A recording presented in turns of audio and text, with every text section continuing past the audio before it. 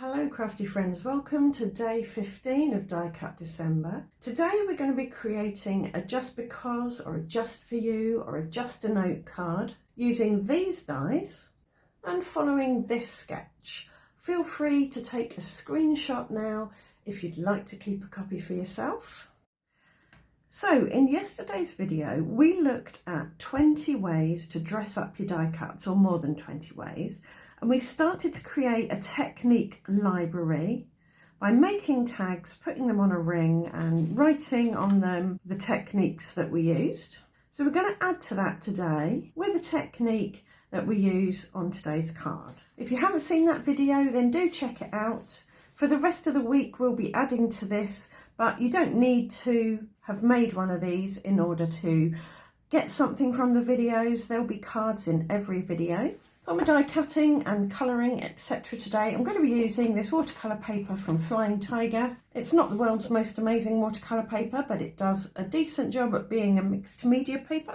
So I've got a bit of the mixed media paper and I'm going to die cut my flowery seed head type things from it. So that's cut and I've popped it on a grip mat, and I've got a bit of tissue here. I'm going to scrunch it up nice and tight, open it back up again. And I'm going to use this as an ink applicator. So I'll pick up some Catherine Pooler Matcha ink, which is a green from the Spa collection, and use it to just dab on some green. I'm going to try and keep it more or less to the stem part. This gives a nice variegated look. Now I'll get a cleanish bit of the tissue and pick up some spruce, which is a darker green. Dab a little bit off because I don't want too much going on. You can be fairly accurate with this. And you can always use this for collaging or decoupaging, so it's not wasted. And for the flowers, I'm going to get a clean piece again and pick up some buttercream. Just add a little dab here and there to give the flowers a little bit of colour. So I'll move that out of the way, and before I put everything away, I'm going to do the same thing to one of my tags. These are left over from yesterday's video. And I can write on the back how I made this. So what should we call it? Tissue dabbing. And I used Catherine Pooler, Matcha and Spruce. So if you keep a little pile of your tags handy, every time you discover or see a new technique, maybe in a YouTube video or on a Pinterest pin, you can quickly create a tag and stick it on your technique tag library thing, and then it's there for when you want to flick through and get a bit of inspiration or an idea of something to do on a card. So now I'm going to poke these out and get all the little bits out from the insides. I want to make these nice and glossy, so I'm going to give them a good coat of embossing ink. There's lots of different ways you can apply. I'm not doing very well with the words today.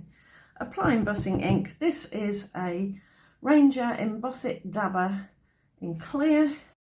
This is quite good because there's some embossing, some dips in the flower part of these, and this will press ink down into those.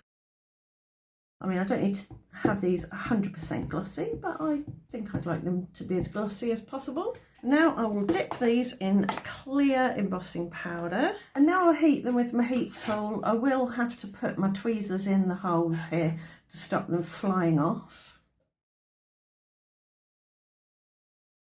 So I'm still getting used to my new heat gun, and I did manage to singe ever so slightly the flowers here.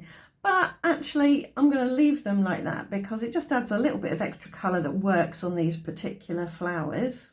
To avoid singeing your paper, don't hold your heat tool too close and don't hold it in one place for too long. Just keep moving. It does take some experimenting. So I'm thinking on my card panel of having my flowers like that, and maybe my just because down here.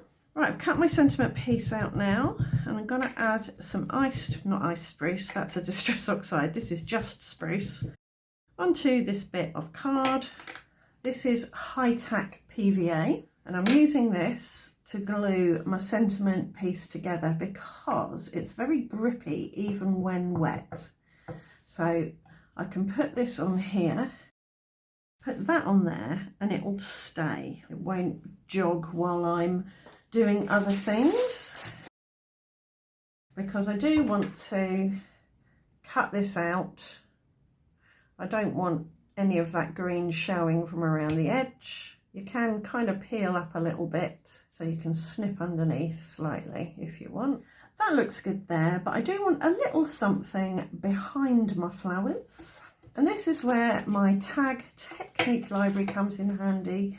I can flick through and remind myself of what I have, what I could do. Could put a bit of paste, texture paste through a stencil. Could smush something behind it. Could add a bit of spattering. Could spritz. Stamp and clear emboss over the top of that. Stencil some ink, stipple some ink, swipe some ink. And what I've decided to do is stencil. So I've got this unreadable scripty font stencil. Just lay these on top to remind myself of the area that I'm gonna want to stencil on. And I'll use matcha because it's the lightest colour and it will be unobtrusive. Peel that back a little bit and see how we're getting on. It looks good. Might go up slightly higher and a little bit wider. I think that will do. I also want a little bit of spatter, so I've got some very pale gold here, and I haven't got much paint on my brush, so when I tap it gently I'm just going to get tiny little splatters, and I'm going to restrain them mostly to the stenciled area, and then I'll dry that with my hairdryer and put it on a card blank. To stick these down I'm going to use matte gel medium because it dries matte and it won't matter if it squares out the side.